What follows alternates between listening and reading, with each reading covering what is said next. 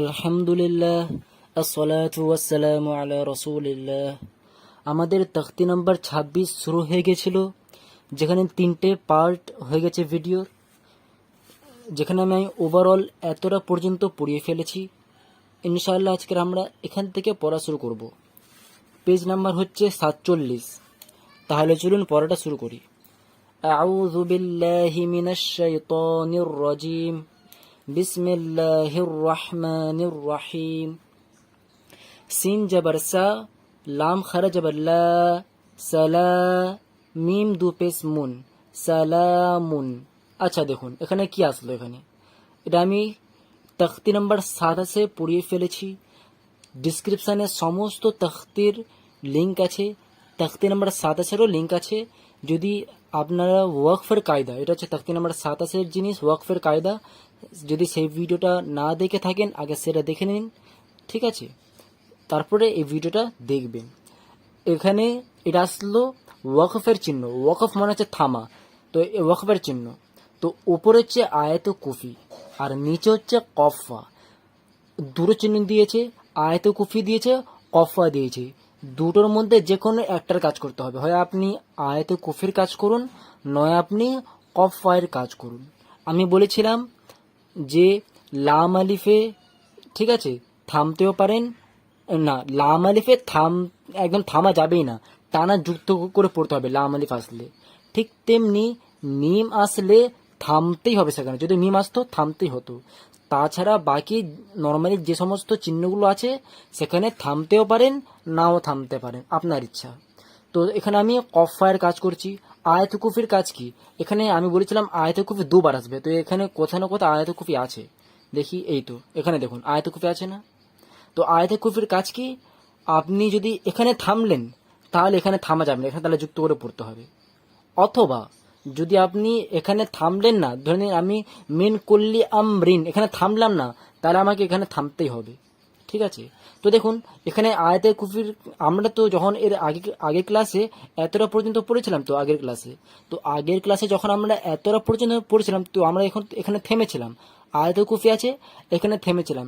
তো আয়াতে কুফির কাজ কি? যেখানে এখানে যদি থামলাম তাহলে এই আয়াতে কুফিতে থামা যাবে না। এখানে যদি এই আয়াতে কুফিতে যদি থামি তাহলে এই আয়াতে কুফিতে থামা যাবে না। আর যদি এই আয়াতে কুফিতে না থামতাম তাহলে এখানে থামতে হতো। তো আমরা আগের ক্লাসে এই আয়াতে কুফিতে থেমেছিলাম, তাই জন্য আজকে আমরা এখানে এই আয়াতে কুফিতে থেমেছিলাম, তাহলে আজকে আমরা এখানে থামবো না, ঠিক আছে? কিন্তু আপনারা থামতেও পারেন। কেন থামতে পারেন? কারণ কফা আসলো। কফায়ের কাজ কি? থামতেও পারেন, নাও থামতে পারেন। যদি এখানে কফা না থাকতো তাহলে আমার এখানে থামা যেত না, যুক্ত করেই পড়তে হতো যদি কফা না থাকতো। বাট এখানে আয়াতে কুফির সঙ্গে কফাও দিয়ে দিয়েছে, এর মানে তারা বলতে যাচ্ছে থামতেও পারেন, নাও থামতে পারেন, আপনার ইচ্ছা। তো যদি আমি দুভাবেই দেখাচ্ছি আপনাদেরকে যে কিভাবে পড়তে হবে। যদি আমি থেমে যাই তো থামার আগে আমি থেমে পড়ে দেখাচ্ছি আপনাদেরকে। যদি এখানে থামি তো থামার কায়দা ফলো করে পড়বো, এভাবে পড়বো। সিন জবর সা, লাম খারা জবর লা। এখানে থামছি তো থামার কায়দা কি? আমরা যেই কায়দা আয়াতের কায়দাতে ফলো করি সেই কায়দা আমরা এখানেও থামার কায়দাতে ফলো করব, ঠিক আছে? আয়াতের কায়দা কি যদি আপনারা না জানেন তাহলে ভিডিওটা বানানো আছে, ভিডিওটা দেখে নেবেন, ডিসক্রিপশনে লিঙ্ক আছে, ঠিক আছে? আয়াতের নিয়মাবলী বলে একটা তখতি আছে, সেটা আমি পড়িয়েছি, সেটা দেখে নেবেন যদি না জানেন অথবা ভিডিওটা না দেখেছেন, ঠিক আছে? তো এখানে এবার আমি থামার কাজ করছি। তো থামার কাজ কি? লাস্ট অক্ষরে জবর জের পেশ, দু জবর দু জের দু পেশ সব উঠে যায়, আর লাস্ট অক্ষরটা তার আগের অক্ষরের সঙ্গে যুক্ত হয়ে যায়। অর্থাৎ লাম খারে যাবে লা ছিল, তো লা বলেই মিমটা যুক্ত হয়ে যাবে। লাম, এই মিমটা যুক্ত হয়ে যাচ্ছে লা বলার পরে। তো সালাম, এটা থামার। এটা আমি থেমে পড়ে দেখাচ্ছি। থামলাম, সালাম, তারপরে এখানে যেভাবে লেখা আছে সেভাবে পড়ে যাব। হাজির হি, ইয়া জাবার ইয়া, হিয়া, সালাম, এটা থামা হয়ে গেল। হিয়া, হা তা জাবার হাত, তা খারা জাবার তা, হাত তা। মিম ত জাবার কি হয়? মিম ত জাবার মত, কলকলা হয়তো।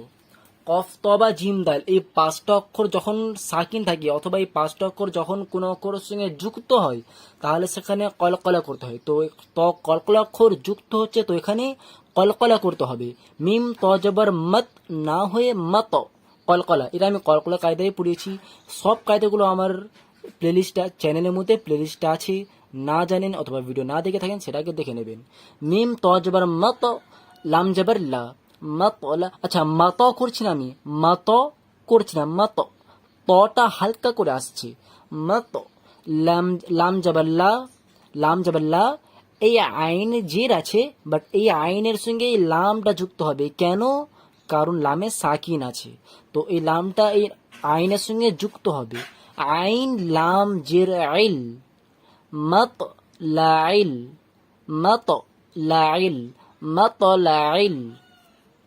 হিয়া হাত্তা মাতলাইল। ফা জিম জবর কি হয়? ফা জিম জবর ফজ, ফজ হয়, বাট জিম তো একটা কলকলা অক্ষর। কফ তবা জিম দাল, জিম তো কলকলা অক্ষর, তাহলে জিম কলকলা অক্ষর, আর কলকলা অক্ষর যার সঙ্গে যুক্ত হচ্ছে সেখানে কলকলা করতে হয়, তাই জন্য এখানে কলকলা করব। তো ফা জিম জবর ফজ। আচ্ছা ফজ রজের রি হতো, রজের রি হতো, বাট এখানে আয়াত আছে, তো আয়াতের কাজ কি? আয়াতের আগের অক্ষরের জবরজের পেশ উঠে যায়, যে কোনো হারাকাত জবরজের পেশ, দু জবর দু জের দু পেশ সব উঠে যায়, আর সে অক্ষরে সাকিন চলে আসে। অর্থাৎ সিম্পল কথায় আয়াতের আগের অক্ষরটা তার আগের সঙ্গে যুক্ত হয়ে যায়। তো রয়ের আগে কি ছিল? ফা জিঞ্জার ফজ, ফজ ছিল, ঠিক আছে? তো ফজ, ফজ এর সঙ্গে র যুক্ত হবে, ফজর, ফজর। তো জিমে কলকলা করার পরে র যুক্ত হবে, ফজর। হিয়া হাত্তা মাতলাইল ফজর, হিয়া হাত্তা মাতলাইল ফজর। এবার আমি পুরোটা পড়ছি, ভালো করে দেখুন।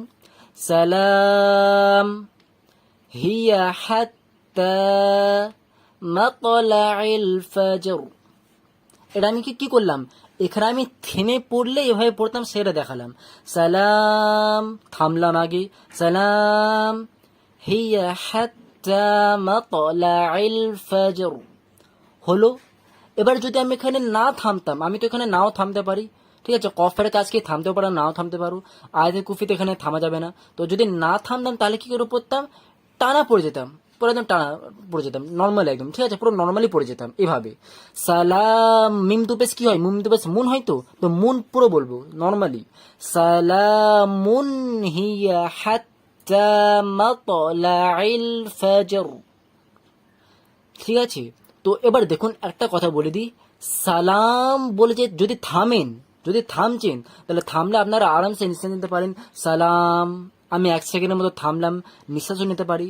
বাট যখন আমি থামলাম না, এখানে থামলাম না, যুক্ত করে পড়ছি, তখন আমার এখানে নিঃশ্বাস নেওয়ারও বা সামান্যক্ষণ থামার অধিকার নেই। যেমন আমি এমনি টানা পড়ে গেলে তো আমি এইভাবে পড়তে পারবো না, সালামুন হিয়া হাত্তা, এভাবে আমি থামতে পারবো না, অথবা সালামুন হিয়া হাত্তা এভাবে নিঃশ্বাসও নিতে পারবো না। টানা পড়ে গেলে নিয়ম হচ্ছে না কিছুক্ষণ থামা যাবে, না ওখানে নিঃশ্বাস নেওয়া যাবে। কিন্তু যদি আপনি সেখানে থামেন তাহলে 1 সেকেন্ডের জন্য থামতেও পারেন, নিঃশ্বাসও নিতে পারেন, ঠিক আছে?